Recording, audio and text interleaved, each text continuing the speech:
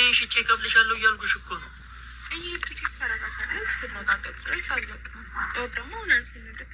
እንዴት እንደዚህ እኔ ምንድን ነው ያልወሰደችን ልጅ በአንቺ ምክንያት ታሰረች ብዬ እኔ ባመጣኋት ሴት ታሰረች ብዬ በየቀኑ መጠየቅ አለብኝ?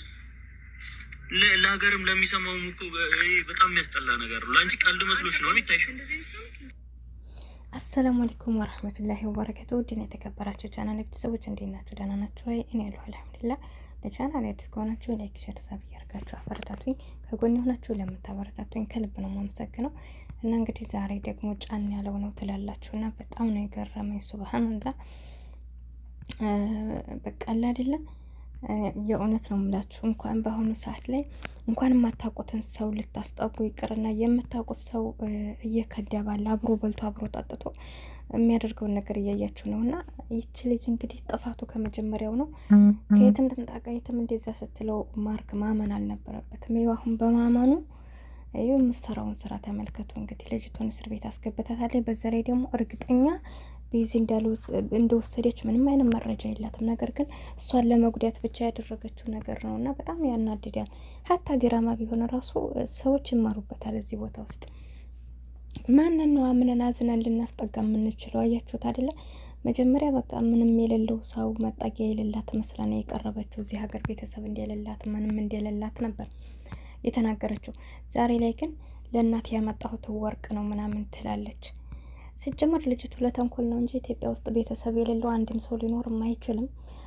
እንደገና ደግሞ እናቷ ከሌለች ምን ብላ እንዲያጋጣሚ ባገኛ ብላ ነው መመጣው እና ወሬዋ ሁላ ምንም እንትን አይመስልም። ሲጀመር ነገ ጧት የሆነ ነገር ፕራንክ ነው ብለው ወይ ደግሞ የሆነ ነገር ዋሽተው እንደሚሸውዱና አልጠራጠርም። እውነት ያለው ነገር አይደለም እዚህ ቦታ ውስጥ ስናይ ሆነ ማለት ነው። ግን እኛንም እንደ ወንጀለኛ እያደረጉና ነው ስለምንከታተል አሁን በማናውቀው ነገር እንድንመሰክር ወይም ደግሞ እንድንፈርድ እያደረጉ ነውና ምን ችግር አለ? እንደው ትንሽ ተቀራራቢ የሆነ ነገር ቢሰሩ ማለት ነው። በጣም ያናድዳል እና እንደው የማይመስል ነገር ማለት ነው። ቤዚ እሷን እቃ በፍጹም አትነካም። ምን ብላ ትነካለች? ሲጀመር ፕራንክ ቢሆን ራሱ እንደዚህ አይነት ነገር ተናግራለች። ደግሞ እኮ ቤዚ እኔ ፕራንክ ቢሆን ራሱ በእንደዚህ አይነት ነገር ልቀልድሽ አልችልም፣ አንቺንም ደግሞ ፕራንክ አረጋለሁ ብዬ ጭራሽ አልሞክረውም ብላለች። እውነት ነው፣ የማይደረግ ነገር ነው። ምንም ልታረጋችንም። ይህን ያደረገችባት ቤዚ አንተ ጋር ኖርም እኔም መኖርም ካለብን ደግሞ እኔ እናንተ ጋር ሆናለሁ እዚህ እኖራለሁ ብላ እዛ ማርገጋ ስለሆነችባት ያንን ለመበቀል ያደረገችው ነገር ነው ማለት ነው። ሲመስለኝ እንደዛ ነው እንጂ እንግዳውስ ይሄ ነገር በፍጹም ቤዚ እሷን ወርቅም ሆነ ዶላር ልትይዝ አትችልም። ህግ ባለበት ሀገር እንዴት ነው ማንም ሰው እቃው ተሰርቆበት ዝም እንደማይል ጠንቅቀን እናውቃለን አይደለ? ስለዚህ ቤዚ እሷን ገንዘብ ማንሳት ሳይሆን ባትፈልግ ራሱ ምናልባት እሷን የምትወጣበትን ነገር ነው የምታመቻቸው። በዛ ላይ ደግሞ አይታችኋል። በቃ ብዙ መጨቃጨቅም ስላልፈለገ የውጭ ብትላትም አልወጣምም ስላለቻት ብዙ መጥፎ ነገር እንኳን አልተናገረቻትም። ያለት አማራጭ እሱ ባለቤት እስከሆነ ድረስ መኖር አለብኝ ከሱ ጋር ብላ ነው መጥታ እንግዲህ እሷን ላለማባረር አብራ ከባሏና እሷ ብቻ እንዳይኖሩ ብላ አብራ እኖራለሁ፣ ሶስታችንን መኖር አለብን፣ የምትፈልገውን ነገር እኔን ትጠይቀኝ፣ እኔ የማረግላትን አረግላታለሁ፣ ከወንድ እኔ ነኝ የምሻለው፣ ሴት ለሴት ነው ብላ ነው ያለችው።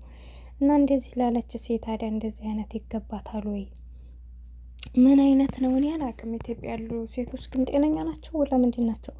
አረ ሀገራችን እውነት ለመናገር በጣም ተበለሻሸ። በአንዳንድ ጋጠወጥ ሴቶች ሀገራችንም እየተሰደበ ነው፣ ሴትነታችን እየተሰደበ ነው። ወዴት እያርነ ነው? አንድ ነገር የምነግራችሁ ነገር ማለት ነው፣ እዚህ ቦታ ላይ ማንንም ሰው በግድ የእናንተ ልታረጉት አትችሉም። ምናልባት አይምሯችሁን ታበላሻላችሁ፣ ሴትነታችሁን ታዋረዳላችሁ፣ ገንዘባችሁን ትጨርሳላችሁ፣ ክብራችሁን፣ በቃ ብዙ ነገሮችን ሞራናችሁን ብዙ ነገሮችን በዚያ ላይ እንግዲህ በሰው እየታይ ሰው እኮ እንኳን በመጥፎ ነገር የምናደርገውን በኸይር ነገር ራሱ እኮ ስናደርግ አይነ ጥሩ አይደለም። የሰው አፍ አንዳንድ ጊዜ ሲያነሳና በቃ ስንቱ ነው አሁን እስከ ሚዲያ ላይ የወጣ በሽተኛ የሆነ ህይወቱ እድሜው እያጠረ ነው የሚሄደው። ዘፋኞቹ፣ አርቲስቶቹ፣ በጣም ብዙ ሰዎች እንደዚህ አይነት ነገር ላይ በቃ አሉ የሚባሉ ሰዎች አታዩቸውም። በቃ እድሜያቸው ራሱ አጭር ነውና አንዳንድ ጊዜ ስማችንን እንደው በከንቱ ባናጠፋ ትዳር ሳንይዝ በቃ ዝም ብለን ስማችንን ባናባክ ነው በማይሆን ቦታ ውስጥ ብዬ አስባለሁ። ሲቀጥል ደግሞ የሰው ላይ እንደው የሚሆን ነገር ነው እንደ ማድረግ ያለበት። አሁን ይችላል ቤዚና ማርክ በአንድ ላይ ሆነው ያየቻቸው ነው፣ ይዋደዳሉ። በቃ እንዴት ከመሀል ገብታ እነሱን ለማለያየት ትጥራለች? በቃ እኔ እንጃ። ሸይጣን ነው እኮ ሰውን ሁለት የሚዋደድን ሰው ለማለያየት፣ በዚያ ላይ ደግሞ በደካማ ጎን ገብቶ። ማርክ እንግዲህ ያኔ እንደማይጨክንባትና እሷ ያኔ የደረደረችውን ውሸት አምኖ እንደሚቀበላት ስላወቀች ነው በዛ ኬዝ ገባይ። እሱ ደግሞ ካላት እንደ ሰብአዊነት ተቀመጥ ብሎ እንግዲህ ያለውን ነገር አይታችኋል። ስለዚህ እንደዚህ አይነት ለእናንተ መልካም ሆኖ ያስጠጋችሁን ሰው መልሳችሁ ባጎረሳችሁ እጁ ባትነክሱት ጥሩ ነው እና ሌላ ሰው ቢሆን ዞሮ አያትም ማርክ። ለዛም ነው ለምንድን ነው የዋህ የሚሆነው? በሰው ህይወት ላይ ያውቃል፣ ግን በራሱ ህይወት ላይ ለምንድን ነው እውቀት ያነሰው ብዬ የተናገርኩት ትናንት። ለዛ ነው አሁን በነሩታ ህይወት ላይ አይታችኋል።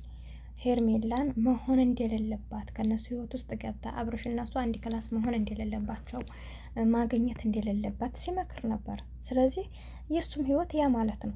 ቤዚ ያለችው ይቺ ልጅ እሱን ማግኘትም አብራን መኖርም ምንም አይነት መሳፈጥም አስፈላጊ አይደለም እና ምንም ሰው የለኝም ብትለው እንደተባለው እሱነቱን ሳይሆን ገንዘብ ከሌላት ይክፈልላት፣ ምን ችግር አለው? ሊያግዛት ከፈለገ ከነሱ እስካሁን አብራ እየበላ ያደል። ወይም ደግሞ እሷ ገንዘብ ካላት ያሳያት፣ ከተማውን ካላወቀችው ያሳያት። ቤዚም እንዲያለችው አሁን ከእሱ ጋር ሆናለሁ ብላን ቢስትላት ነው ችግር የለውም እኔም አለሁኝ አብረን የምፈልጊው እናሳይሻለን፣ መሆንም ያለበት እኔ ጋ ነው ብላ ነው ያለቻት። እና ስለዚህ እንደ ሰውኛ ሊያግዛት ከፈለገ ሴት ልጅ ናት፣ ችግር የለውም። ብር ካለላት እንዳልኳቸው ለአንድ ቀንም ሆነ ይክፈልላት፣ ሌላም ነገር እንደዚሁ። ከዛ ባለፈ ደግሞ ሌላ ሰው ጋር እሷ ማንን አምና ነው ኢትዮጵያ የገባችው? ማንን ብላ ነው? ማርክን ብላ ነው? የጀመር ህይወት ለማበላሸት ነው። እና ልጅቷ ከውጭ መጣ የራሱ አይመስለኝም፣ ዝም ብላ እዛው ተነስታ ነው።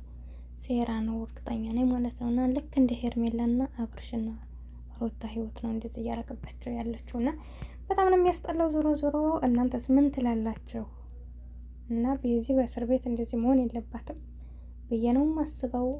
ማርክ የሆነ ነገር በዛሬ ተናዷል በጣም፣ ግን ድጋሜ ከዚህ ልትማርበት ይገባል። እሱ ብቻ ሳይሆን ሌሎቻችሁም ከዚህ ልንማር ይገባል። በጣም የሚያስተምር ነገር ነው። ማንም ሰው ቸገረ ብሎ ወደ እናንተ ሲቀርብ እናንተ ማንነታችሁን አሳልፋችሁ መስጠት የለባችሁም። የሰው ማንነት ሳታጣሩ ወደ ህይወታችሁ አታስገቡ። በኋላ ይዞባችሁ የሚመጣው ሙሲባ ማየት አለባችሁና ማርክ እንግዲህ የሰራችውን ነገር አስቡ። ሳምንት ሳይሆናት ህይወቱን ነው የበጠበጠችው ማለት ነው። በዛ ላይ የቤዚ ቤተሰቦች እንዲያለው ተመልካች ሌላ የቅርብ ጓደኛ የሱ የሚሆኑ የሷ በጣም ነው የሚፈርዱበት በሱ ገብቷቸዋል። እና የጥፋተኝነት ስሜት ተሰምቶታል። በጣም ተናዷል። ራሱን መቆጣጠር አይችልም። ለድጋሚ ግን ተማረበት። እንሻላ ቤዚም ትፈታለ ብዬ ተስፋ አድርጋለሁ። ቻናሌ ላይክ ሰብ እያደረጋችሁ እስኪ እናንተ የሚራሳችሁን ሀሳብ አስተያየት ስጡ። በቀጣይ ቪዲዮ እስከ